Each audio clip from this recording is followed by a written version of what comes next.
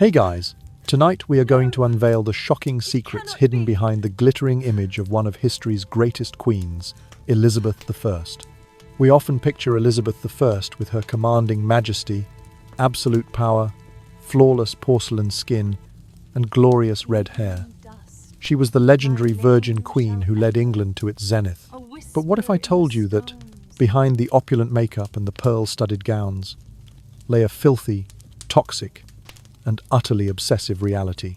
Today, we won't be discussing military victories or foreign policy. Instead, we are going to step inside the Queen's private chamber, where an obsession with beauty turned into a death mask made of white lead, where her breath was described as rank and offensive due to teeth blackened by sugar addiction, and where those fashionable wigs were crawling with lice and bugs. We'll explore why this great queen refused to bathe for an entire month, and why her death was a terrifying end, literally entombed in toxic makeup and unwashed gowns. This is the true yet unbelievable historical tale of the juxtaposition between absolute power and personal self-destruction. So, before you get comfortable, take a moment to like the video and subscribe, but only if you genuinely enjoy what I do here. By the way, I'd love to know where you are. Please comment below and tell me which city you are watching from and what your exact local time is right now. Now, dim the lights, maybe turn on a fan for that soft background hum, and let's ease into tonight's journey together. Shocking fact number 1. Elizabeth I. In the languid hush of Tudor evenings, when candle flames guttered against cold stone walls, Elizabeth I indulged a craving so ardent it would become one of her most infamous legacies. Known to her contemporaries as the Virgin Queen, she nonetheless harbored a most unvirtuous obsession, a relentless addiction to sugar.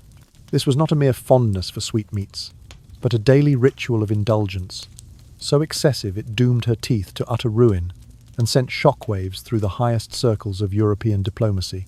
Elizabeth's reign unfolded at a time when sugar was rarer than gold. Harvested from distant plantations, cane sugar arrived in England as an exotic luxury reserved for the privileged few. Yet the Queen treated it as though it were as common as water. Morning, noon and night, she savoured candied violets, delicate petals crystallized in sugar. She nibbled on fruits lavishly dusted with powdered sweetness.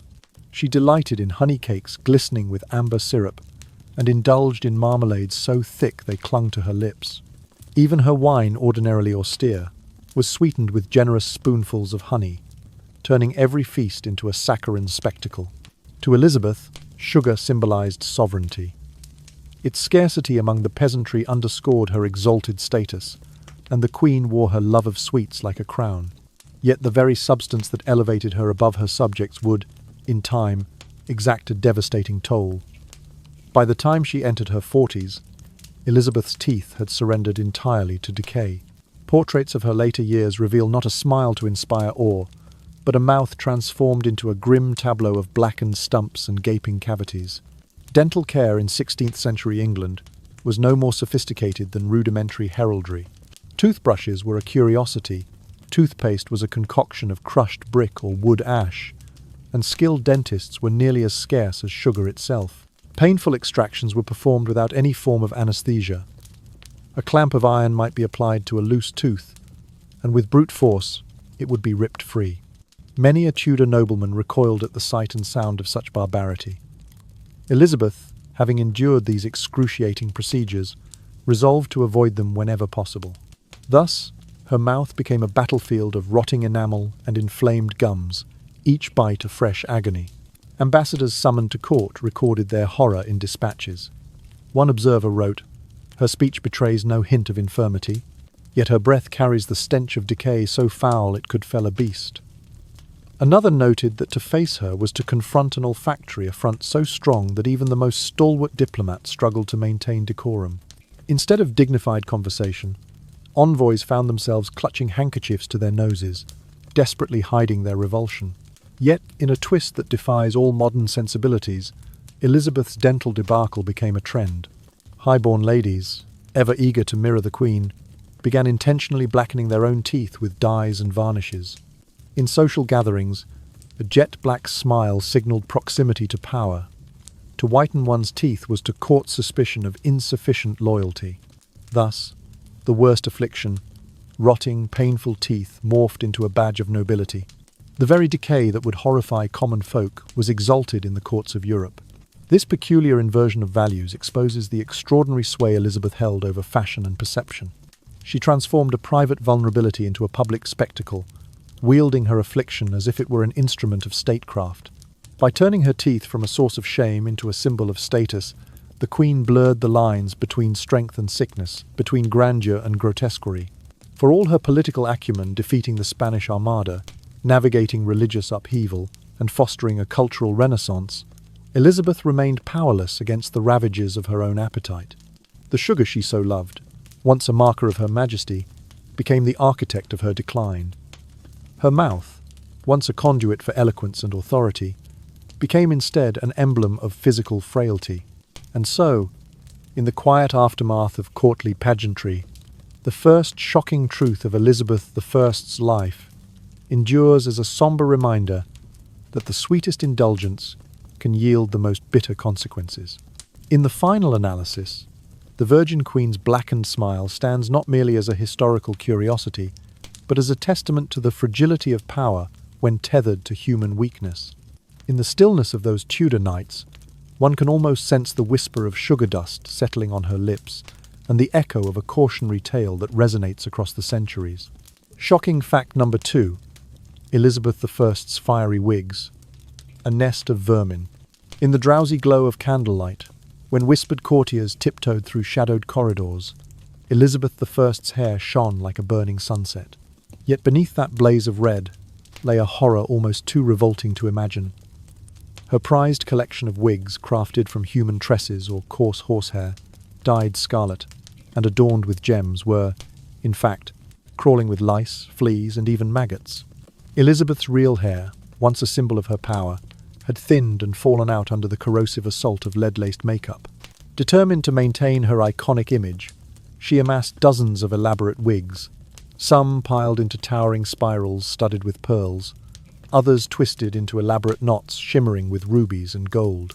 Each wig became a statement of royal authority, a testament to the Virgin Queen's unyielding vanity. But vanity, as it often does, carried a dreadful price. Tudor-era wigs were seldom washed or replaced. They absorbed sweat, natural oils, and the faint, musty scent of the palace itself. Without modern cleaning methods, these artificial manes became ideal habitats for parasites. Lice burrowed into the woven caps, laying eggs in the seams. Fleas leapt through the fibers, and in the most extreme cases, maggots feasted on the detritus of dead skin trapped within. Servants struggled to stem the infestation by dusting the wigs with crushed herbs, lavender, rosemary, or rosemary powder, but no amount of sweet fragrance could banish the crawling horde.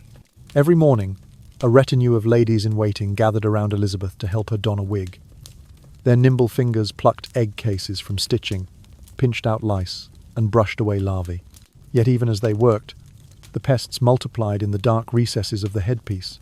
When a wig lay unused for just a few days, the stench of decay intensified, wafting through the Queen's chambers and forcing gardeners to spike entrances with bundles of pungent thyme. Diplomats and visitors who glimpsed Elizabeth's crimson crest were greeted by a whisper. "The Queen's hair is a throne atop a nest of filth." They murmured of the irony her crown, meant to radiate majesty, instead perched upon a kingdom of vermin. Yet none dared complain openly. To do so would be to dishonor the sovereign. Instead, envoys averted their gaze and discreetly dabbed at their collars, praying the lice would not leap from wig to cloak and crawl down their own necks. Despite, or perhaps because of this grotesque reality, Elizabeth's wigs set the latest fashion in noble circles. Ladies at court, ever eager to mirror her style, began to don towering red hairpieces of their own. These imitations, no less infested, became badges of rank. A woman whose coiffure lacked lice was seen as insufficiently elite. Only the highest, born, could afford and endure the risk of vermin. Thus, the Queen's personal torment morphed into an emblem of aristocratic prestige. This bizarre phenomenon underscores a deeper truth about power. It often conceals its ugliness beneath a dazzling facade. Elizabeth used her wigs to project invincibility, to mask the ravages of age and poison. Yet each morning's ritual of delousing laid bare the vulnerability that lurked beneath her regal poise. The same hands that adjusted crowns also waged a losing war against tiny parasites, revealing that even the mightiest ruler remained subject to the frailties of flesh. In those quiet hours before dawn, one can almost hear the faint scratch of a lady in waiting's nails, plucking life from lifeless strands. The curtains draw back, and there sits the sovereign, hair aflame, breath serene, unaware or perhaps willfully ignorant of the horror beneath. It is a scene of surreal contradiction, beauty and bestiality entwined, strength and sickness inseparable. Sleepily, one might muse on the paradox. Elizabeth I, who commanded fleets and vanquished armies, could not conquer the tiniest of creatures. Her wigs, as glorious as burnished copper, concealed a tangled kingdom of pests. And yet, through that very horror, she affirmed her dominance. Her subjects would endure lice and rot to emulate her. So closes the second shocking truth of Elizabeth's reign. A crown of scarlet curls, gilded with jewels, perched atop an empire of vermin. An enduring reminder that the pursuit of power often comes hand in hand with the most unspeakable of secrets. Shocking fact number 3. Elizabeth I's rotten sponge gowns. In the hazy glow of candlelit halls, where the muffled footfalls of courtiers echoed against polished marble, Elizabeth I's presence seemed to promise nothing but splendor. Her gowns encrusted with pearls, threaded with gold, and embroidered with the finest silks, were the very symbols of royal magnificence. Yet beneath that veneer of luxury lay a truly horrifying secret. These majestic robes, treasured by the Virgin Queen herself, had become nothing less than rotten sponges, saturated with a rancid stew of sweat, food drippings, and bodily odors that turned every step into a dance across layers of filth. Elizabeth's wardrobe was legendary. Each dress was a masterpiece. Yards of delicate silk woven into voluminous skirts, velvet bodices stiffened with whalebone stays, and sleeves lined with intricate lace and bullion embroidery. Gold thread wound through the fabric in swirling arabesques, and strings of luminous pearls hung like droplets of morning dew. Yet for all their outward beauty, these garments were crafted from materials that could not withstand the crude soaps of Tudor England.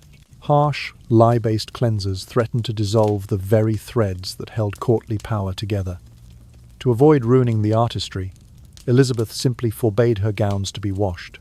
Instead, her attendants resorted to what might be kindly called a primitive form of freshening. They tucked dried lavender sprigs and rose petals into the folds of the skirts and bodices, hoping the fragile botanicals would emit a gentle fragrance. They carried small flasks of scented oils, rosewater, orange blossom, and even exotic musk, spraying them discreetly into the air around the Queen. In those fleeting moments, the odor of fresh flowers might flicker through the tapestry of odors that clung to her attire. But this was merely a thin veneer over a festering core. For each gala banquet, each solemn procession, and each interminable ritual of court etiquette, Elizabeth donned these dresses anew, without a second thought. Day after day, the sumptuous fabrics absorbed the kitchen's aromas, the greasy drippings of roasted meats, the glistening juices of candied nuts, and the sticky sweetness of her beloved confections. They caught the acrid smoke curling from torches and braziers, mingling soot with the scent of burning tallow, and most insidiously, they soaked up every bead of perspiration that rolled down her regal figure in the heavy heat of combined human bodies and open flames. Over time, the stately gowns warped into what contemporaries quietly called rotten sponges. Fabrics once proud and luminous sagged under layers of grime. The very folds that draped so elegantly now harboured a dark, damp miasma.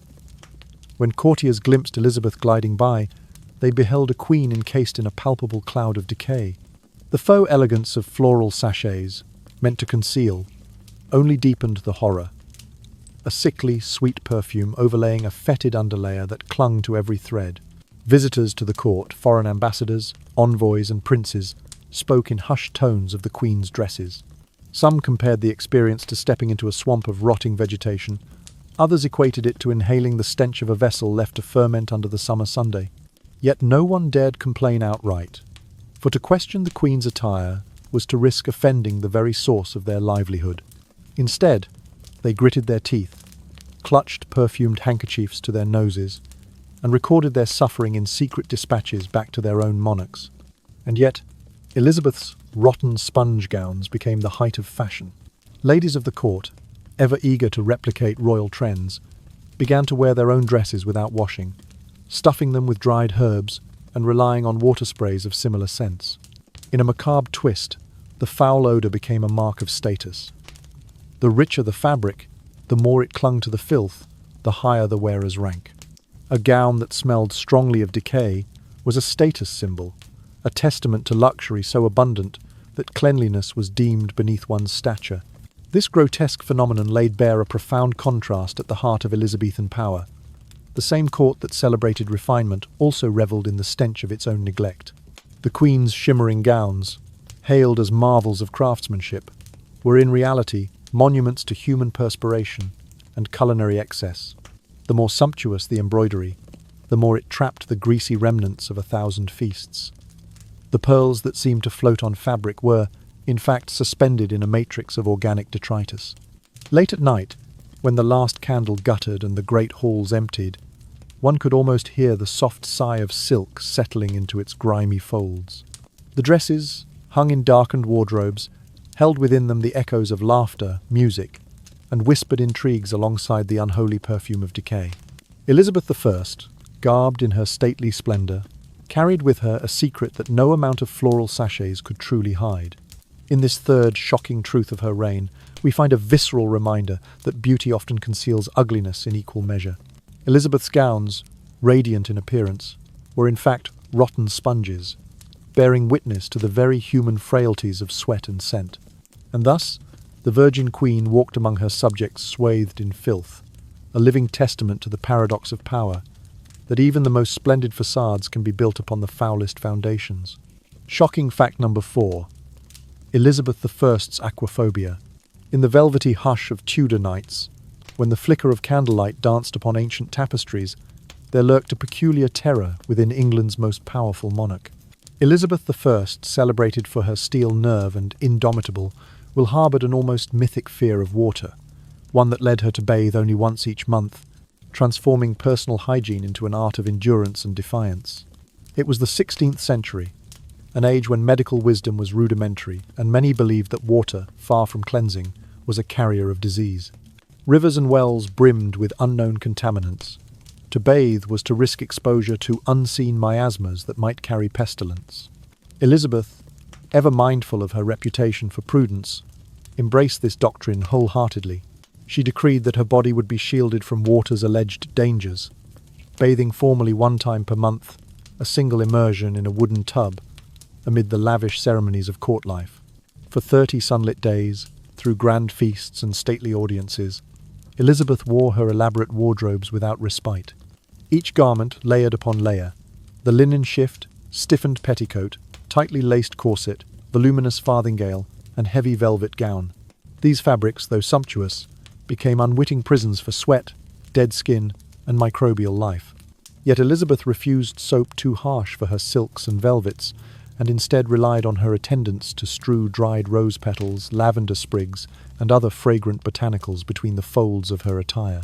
They spritzed her with delicate mists of rose water, orange blossom oil, and other scented elixirs, hoping to mask the inevitable odours of human flesh left unwashed. Courtiers who approached the throne recorded their shock in whispered dispatches. They spoke of a sharp, sour tang that clung to the Queen's person, an undercurrent of dampness and decay that no sprig of lavender could fully conceal.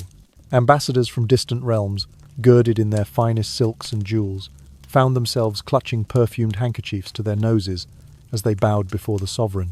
To negotiate with Elizabeth was to negotiate while stifling one's gag reflex, a bizarre form of political theatre unique to her reign.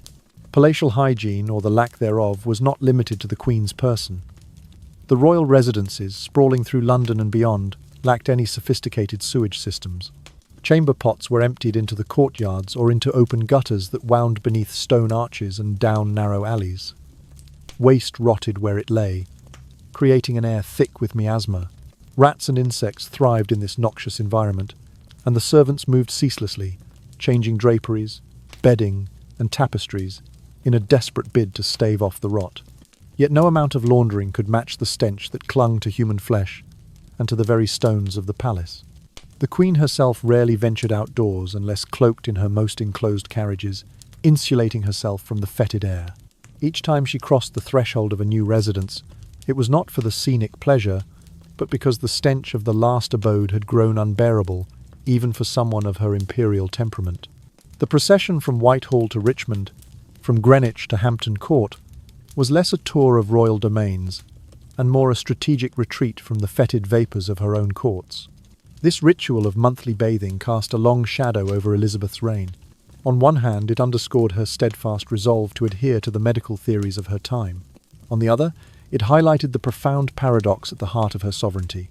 The same woman who dictated statecraft with unwavering clarity tolerated the intolerable in her own person. Her powdered hair, her alabaster complexion, and her carefully applied cosmetics all masked the grim reality of a body left largely unwashed. Beneath the courtly veneer lay a truth as pungent as any pestilence. In those late hours, when the great halls lay empty and the last flicker of torchlight surrendered to darkness, the Queen's bath chamber stood as a silent testament to her fear. A single copper tub, half filled with tepid water perfumed by rose petals, awaited her return once each month. There she would immerse herself in the quiet gloom, scrubbing away the accumulated tangles of sweat and seam, only to emerge again triumphant, refreshed, yet doomed to repeat the ritual 30 sunrises later. Thus, the fourth shocking fact of Elizabeth's life endures. The sovereign who ruled with iron will over an empire dared only a once-monthly dip in water, believing each drop carried the spectre of sickness. In her defiance of the common need for cleanliness, she revealed the deepest contradiction of her reign, that power could conquer nations, but could not vanquish the most basic fears of the human body. Shocking fact number 5. Elizabeth I's infested bedding. In the gentle hush of late evening, when the candles in Elizabeth I's private chambers flickered low and the distant echoes of courtly music faded, the Queen of England prepared for rest atop a bed that held no solace, only a hidden horde of parasites. Though celebrated for her regal poise and commanding presence, Elizabeth's nights were haunted by an infestation so pervasive that it turned the very invitation to slumber into a tormenting ritual. Elizabeth travelled with her own bedding, a prized set of sheets, palliaces, and feather-stuffed pillows meant to replicate the comforts of her favoured court wherever she went. Yet, she rarely changed and never thoroughly washed these bed linens. The mattresses were stuffed with straw or downy feathers, materials that trapped every stray flake of skin, every bead of sweat, and every microscopic speck of dust. In the absence of modern laundering, these organic fillings became a buffet for fleas, lice, and dust mites, which thrived in the dark, warm confines of her private chambers. Each night, as Elizabeth settled into her voluminous canopied bed, a team of attendants would swing at the mattress with stout wooden poles, attempting to beat out the pests. They shook out the rustling feathers and rattled the straw, but the effort was akin to whacking at shadows. Beneath the surface, eggs lay nestled in the fibres, waiting for the cover to descend. Within moments of the Queen's body heat infusing the bedding, the tiny creatures erupted forth, biting and crawling in search of sustenance. Couriers and foreign dignitaries who lodged in Elizabeth's apartments often awoke in the dead of night to the itch and sting of insect bites. They recounted waking to find red welts dotted across their arms and shoulders, a map of discomfort mapped out by the tiny jaws of fleas and lice. Some fled the royal court with clothing saffron stained by antiseptic ointments and skin weeping from incessant scratching. Their dispatches to home sovereigns advised caution. Even in the presence of England's most illustrious monarch, one could not escape the boisterous chorus of biting critters. Elizabeth herself was not spared these nocturnal assaults. She would stir in her sleep, roused by the maddening prick of insect bites, her delicate fingertips brushing at hot, inflamed patches of skin. Attendants hovered at her bedside with bundles of soaked cloths, vinegar, rose water, or camphor solutions to soothe the worst of the itching. Even the Queen's stoic countenance betrayed a flicker of discomfort as she winced at each sting. Her royal composure remained intact, but beneath the opulent bed hangings and beneath the whisper of silk sheets, she endured a private agony. That such a formidable ruler, who navigated religious upheavals and fended off foreign threats, should be tormented by minuscule beasts, speaks to the stark contradiction of her era. The same bedding that symbolized security, power, and the comforts of sovereignty was, in reality, a nursery for vermin. No amount of herbal sachets or aromatic oils could fully repel the stealthy invaders hidden within the very straw and feathers meant to provide rest. This grotesque reality did not remain entirely secret. Rumours drifted through the corridors. The Queen's bedchamber, word had it, was a breeding ground for every creeping thing. Yet no courtier dared voice complaint. To criticize the royal bedding was tantamount to impugning the Queen herself. Instead, those afflicted learned to tolerate the bites and endure the irritation in silence, all the while paying homage to the sovereign who slept above them, unperturbed in her regal suffering. In a peculiar inversion of values, some noble households began to adorn their own beds with exotic herbs, resinous juniper, pungent rosemary, dried mint in hopes of mimicking the Queen's legendary line of fragrant repellents. But the pests adapted, burrowing deeper into mattress seams. The elite came to view insectilent bedding as a hallmark of authenticity. If your sleeping quarters smelled faintly of camphor and rose, you too had touched the Queen's life. Thus, even the infestation became a twisted symbol of aristocratic fellowship. Late at night, in the soft glow of moonlight filtering through stained glass windows, there lingered a whispered empathy for Elizabeth's plight. For all her diplomatic brilliance and her cultural patronage, the Queen found herself powerless against the simplest of creatures. In those solitary moments, the grandeur of the English court seemed a fragile facade, ready to crumble under the weight of a single flea.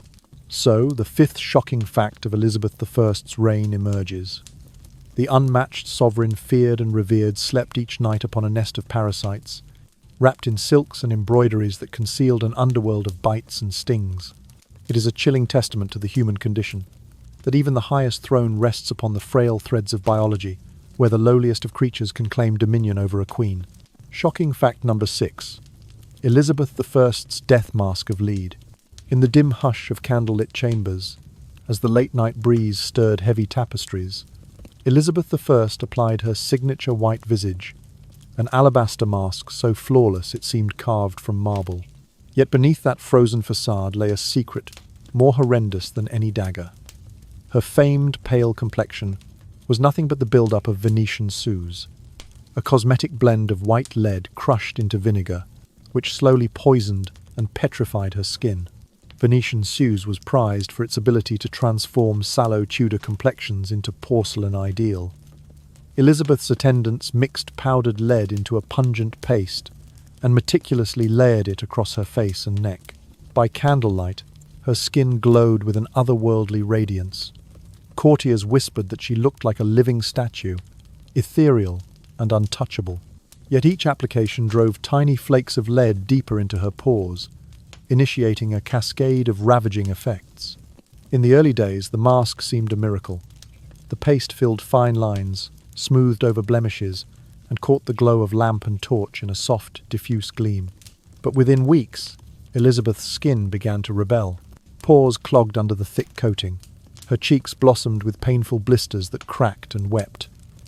The lead corroded every living layer, unleashing painful ulcers that refused to heal. Instead of a supple canvas, her face became a battlefield of sores and scabs. Desperate to reclaim her flawless appearance, Elizabeth compounded the mask with other ingredients. She whisked in egg whites for a glossy sheen and sifted in powdered borax to bind the paste to her skin. Each successive layer aimed to conceal the devastation below, yet only suffocated the wounds further. The cycle grew vicious. The more she masked the damage, the more the mask ate into her flesh, forcing her to smear on yet another thick coat. By her later years, Elizabeth's face was utterly transformed into something akin to a death mask, a rigid, expressionless shell that betrayed no hint of emotion. The lead paste had calcified, hardening into a crust that cracked rather than flexed. When she spoke, her lips moved beneath a plastered sheen. When she smiled, it was only a ghostly curl, more suggestion than reality. Any warmth of flesh was lost beneath layers of toxic makeup. Each evening, a ritual unfolded in the Queen's private quarters. Attendants delicately removed the brittle mask, peeling away the caked layers to reveal swollen patches of raw, bleeding flesh. They dabbed the wounds with soothing balms, aloe, rosewater, cucumber extract, yet the underlying damage remained irreversible. By dawn, Elizabeth would summon her retinue again to remask her wounds, hiding the carnage beneath fresh paste and powder. The cycle repeated relentlessly, an unending performance of beauty binding body and life to its demands. No surgeon or physician of Tudor England possessed a cure. Lead poisoning was poorly understood, and cosmetic treatments were more art than science. Elizabeth's own fear of pain and perhaps fear of truth kept her from abandoning the very practice that destroyed her skin. Thus, the sovereign who mastered alliances and vanquished armies found herself helpless before a simple cosmetic mixture. In the final chapter of her life, Elizabeth's death mask of lead remained in place, a fitting end to a reign defined by both grandeur and grotesquerie. When she finally passed away, attendants discovered her face encrusted in the last layers of Venetian sues, the skin beneath eaten through by chronic ulcers. Her porcelain mask had become a tomb, preserving the authority of her image, even as it concealed her mortal decay. This horrifying legacy speaks to the terrible price of perfection and the extremes of regal vanity. Elizabeth crafted an image of immortal beauty, yet that image was literally lethal. She did not simply wear makeup. She allowed herself to be embalmed alive in lead, trading the warmth of human expression for the cold majesty of a queen's mask. As the candles flicker low in memory of her reign, one can almost sense the brittle crackle of peeling paint and the faint rustle of crumbling paste. The courtly whispers fade into a sobering truth. The most illustrious of monarchs became ensnared by her own artifice, buried under the very symbol of her sovereignty. Thus endures the sixth shocking fact of Elizabeth I's life, a death mask wrought from beauty's deadliest ingredient, a cautionary tale of power's most poisonous excess. Shocking fact number 7. Elizabeth I's cesspit palaces. In the somnolent hush that fell over Tudor England after dusk, when torchlight flickered and shadows lengthened across cold stone corridors, the true nature of Elizabeth I's royal residences was far removed from the gilded image of courtly splendor. Behind sumptuous tapestries and beneath the imposing facade of regal power lay a network of filth, so pervasive it transformed the very heart of English monarchy into what contemporaries whispered was a floating cesspit. Palaces in the 16th century were, by modern standards, marvels of architecture, but abominations of sanitation. There were no sewer systems in place. Waste from latrines and chamber pots was simply emptied out of windows or funneled into open drainage ditches that ran around the palace walls. These channels, little more than shallow gutters, filled quickly with excrement, urine, and household refuse. Servants heaved chamber pots from first-floor windows, sending torrents of foul liquid cascading down stone staircases into the courtyards below, where it pooled into dark, iridescent puddles. Guests arriving for audiences or banquets were often met with a wall of rancid odour that clung to the very air. Diplomats wrote in alarm that the palace stank as though some vast privy had been set aflame, and more than one envoy branded Whitehall a gigantic privy, a term so unflattering that courtiers dared not quote it aloud. Even the grandeur of painted ceilings and carved oak panelling could not mask the stench of human waste, which seeped into every crevice of the palace.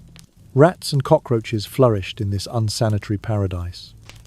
Packs of rats scurried along the corridors, gnawing at stored provisions, devouring sacks of grain and dried meats meant to feed the court. Cockroaches cascaded from dark corners, infiltrating kitchens and pantries.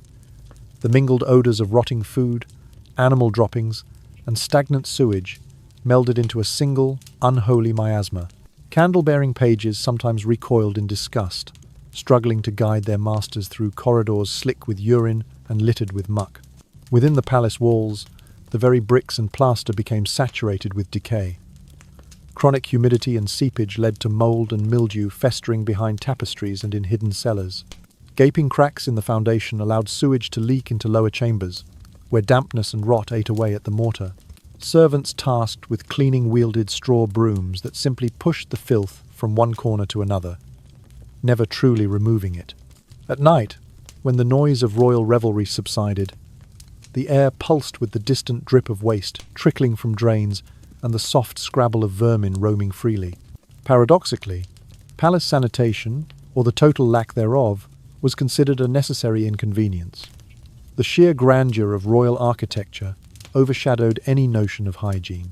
Elizabeth's councils focused on matters of statecraft and war, not on cleansing latrines or constructing sewers. Instead, They relied on perfumed bundles of lavender and thyme, dangled in an attempt to mask the stench. These bouquets, suspended in iron cages known as pomanders, swung gently as ladies and gentlemen of the court moved, leaving behind only a fleeting hint of scent before the overpowering odour returned. The royal bedchambers, too, were not spared this degeneracy. Mortar-stained walls oozed with moisture and waste. Tapestries that once depicted biblical scenes and pastoral idyls sagged under layers of grime. Elizabeth herself often chose to keep her windows shut in an effort to trap in any semblance of warmth, unwittingly imprisoning herself within a cauldron of odorous gases. Courtiers who secured a private audience with the Queen had to steel themselves against the oppressive funk, lest they disgrace themselves by fainting or retching in her presence. Yet the more appalling the palace conditions, the more they became a testament to royal authority. To endure the stench was to prove one's loyalty and resilience. Foreign envoys prided themselves on maintaining composure in the face of such squalor, understanding that to complain was to risk diplomatic disgrace. The power dynamic shifted. The monarch sat enthroned above the miasma, commanding respect even as she reigned from a throne perched atop a palace of waste. In these cesspit palaces, the grandeur of Elizabeth's reign, defeat of the Armada, flourishing of the arts, diplomatic mastery contrasted starkly with the squalid foundations upon which her power rested. The juxtaposition between lofty ideals and filthy reality became a defining paradox of her rule. Elizabeth's subjects and visitors alike carried with them memories not only of her eloquence and majesty, but also of the foulness they could neither escape nor ignore. In the quiet aftermath of courtly pageantry, as the final torch died and the corridors lay empty, the echo of dripping waste lingered like a haunting refrain. The stone walls seemed to whisper of the hidden rot that underpinned Elizabethan splendour. And so endures the seventh shocking fact of Elizabeth I's reign, that the seats of her power, celebrated as the pinnacle of Tudor opulence, were nothing more than vast cesspools, an inescapable miasma that clung to the very soul of the monarchy. Shocking fact number 8. Elizabeth I's decaying flesh and the stench of death.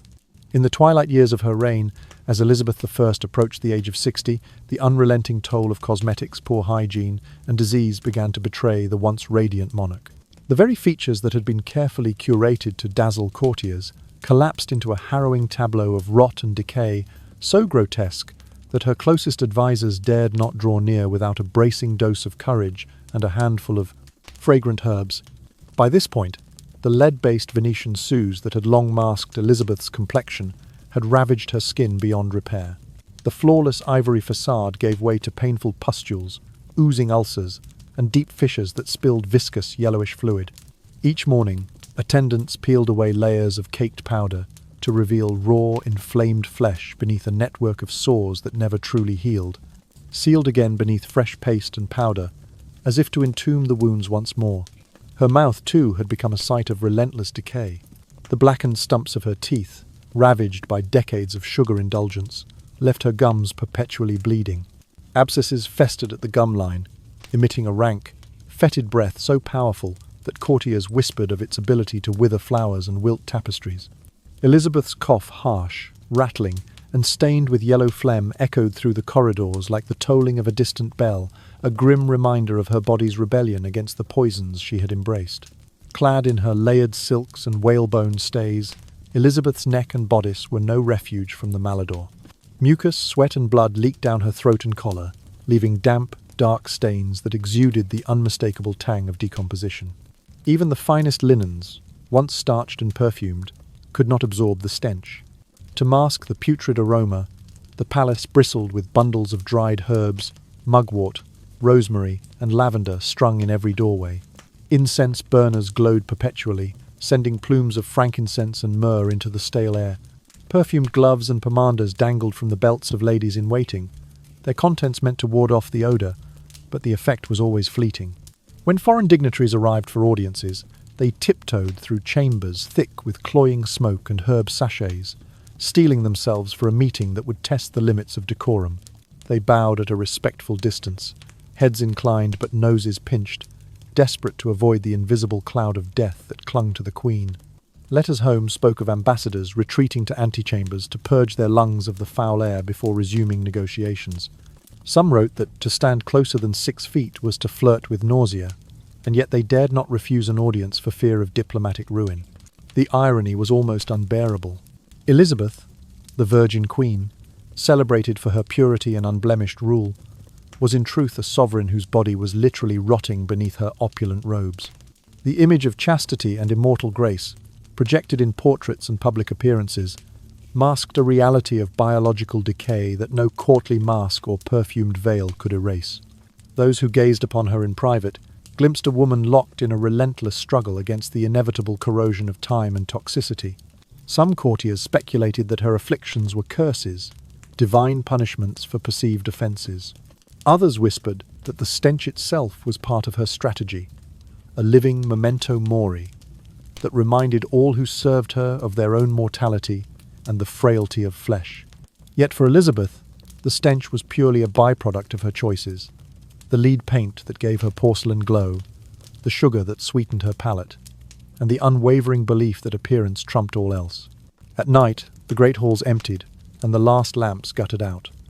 The weight of silence settled, pierced only by Elizabeth's laboured breathing and the distant drip of leaking wounds.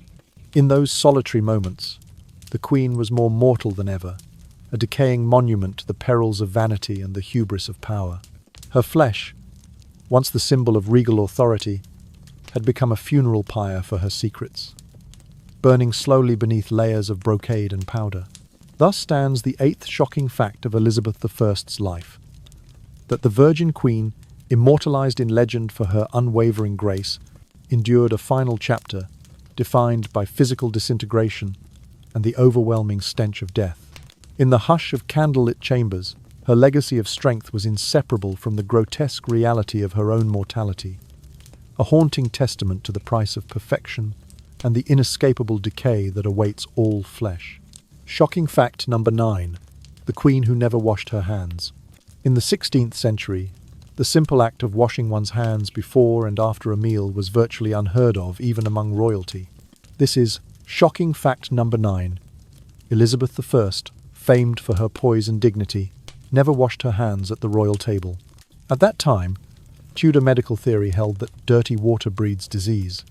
So many people feared that washing might introduce sickness rather than remove it.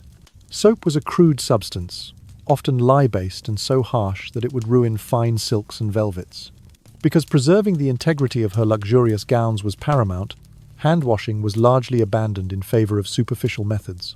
During every lavish banquet at court, there was no basin or bowl for personal cleansing. Elizabeth and her guests simply reached for perfumed cloths, dampened with rosewater or sometimes doused in red wine, and dabbed their fingers in a cursory fashion before handling knives, forks, and goblets. Yet this perfume dab was more ritual than sanitation, leaving behind every trace of grease, crumbs, and invisible germs. The consequences were swift and dire. According to palace records, outbreaks of gastrointestinal illness swept through the court after major feasts. Servants and officials alike fell victim to violent bouts of diarrhea, vomiting, and cramping. Chroniclers noted that entire households were struck down in waves, sometimes for weeks at a time, as the unseen bacteria from unwashed hands spread through shared dishes and communal platters. Foreign ambassadors arriving at Whitehall observed the practice in horrified silence. They dared not complain aloud, fearing diplomatic offence, but dispatches back to their home courts described the Queen's table as a breeding ground for contagion. Envoys avoided direct contact with royal hands, no formal handshakes or gift presentations, instead extending their gifts on trays or offering bows from a respectful distance.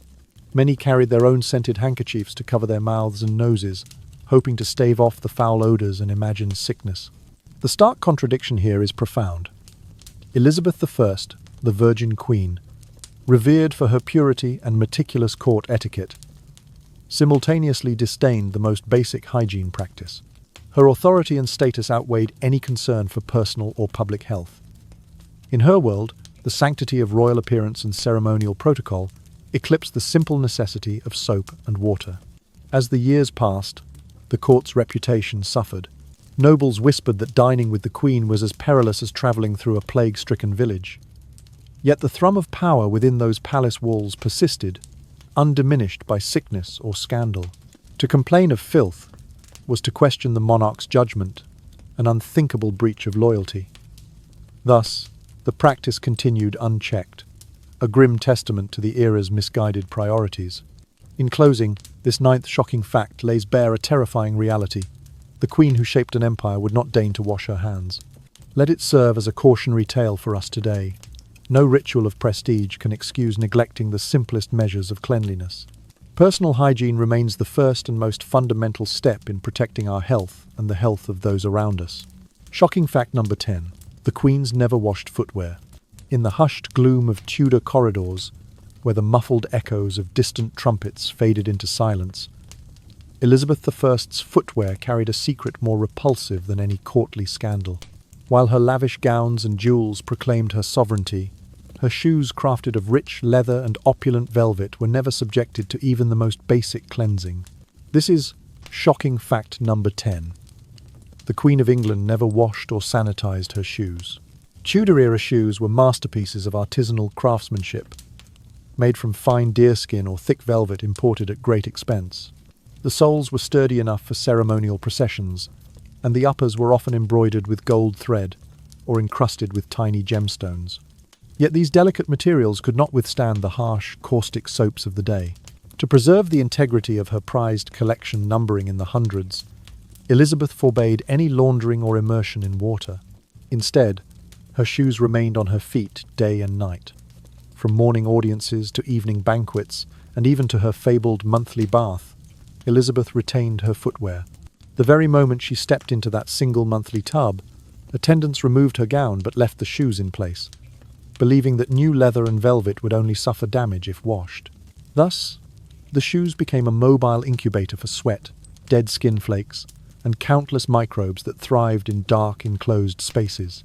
Over time, these neglected shoes transformed into veritable petri dishes of bacteria and fungi.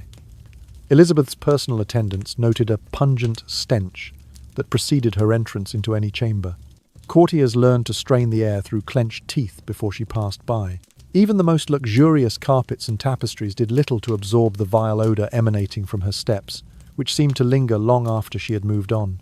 The Queen's own feet did not escape unscathed. Long hours spent in unventilated, unwashed shoes led to severe foot ailments, cracked heels, open sores, and fungal infections that made every step agonizing.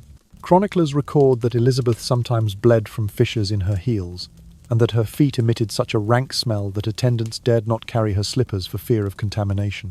Yet she persisted, valuing the appearance and preservation of her shoes far above the comfort and health of her own flesh. The stench of Elizabeth's footwear became a matter of courtly consequence. Ladies-in-waiting and chambermaids resorted to scattering activated charcoal powder, dried rosemary, and other pungent herbs inside each pair, hoping to absorb the worst of the odor. They lined the shoes with cloths soaked in rosewater or vinegar, striving to create a barrier between the Queen's feet and the sunken interiors. Despite their efforts, the noxious odor would only return, growing more intense with each passing hour. Foreign ambassadors and dignitaries were subtly warned to keep their distance when approaching the throne.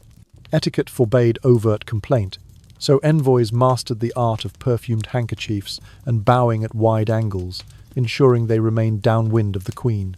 Diplomats noted in their dispatches that negotiating with Elizabeth was an exercise in endurance. Her words might charm, but her shoes could literally knock you off your feet.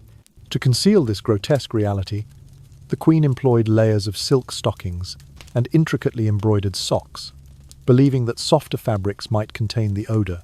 She ordered multiple pairs of thick woolen liners, intended to soak up sweat.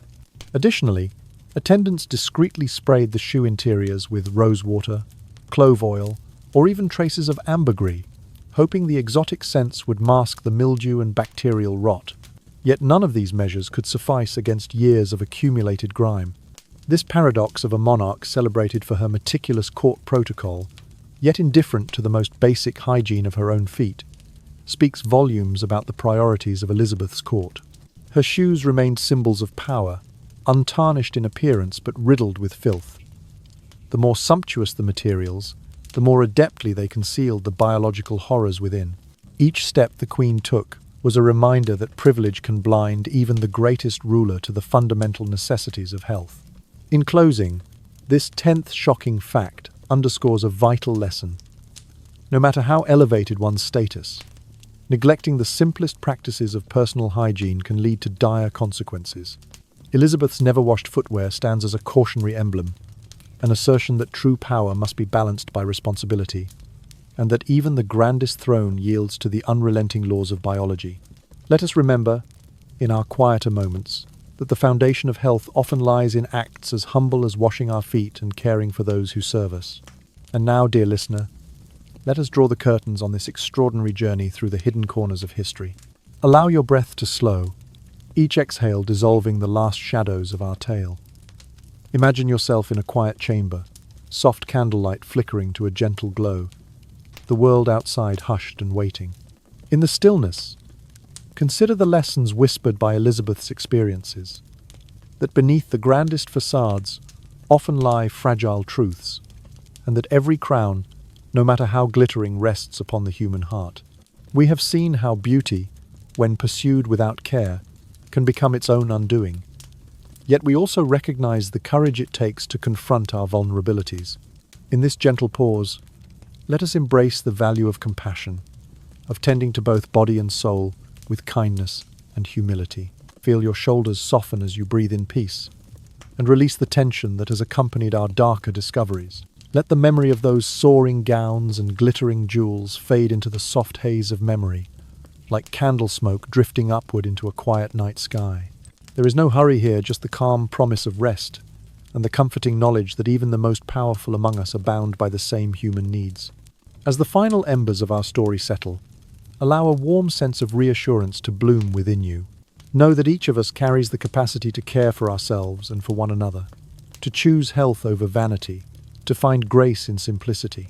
In this moment, you are safe, you are valued, and you are ready to let go of the day's burdens. Now, as your eyes grow heavy, imagine a soft whisper in your ear, gentle as a summer breeze. Sleep well, dear friend. Picture the ancient court dissolving into moonlit mist, replaced by dreams of tranquility. The tapestry of history drifts away, leaving only the rhythmic lullaby of your own steady heartbeat. If you have found comfort or insight in this tale, we invite you to linger with us a little longer. Subscribe to our channel, and you will be the first to discover new stories that illuminate the past and warm the heart. Together, we will continue to explore the hidden wonders of history, always with curiosity, always with care. Until we meet again, may your night be filled with gentle dreams and peaceful rest. Good night, and thank you for sharing this quiet moment with us.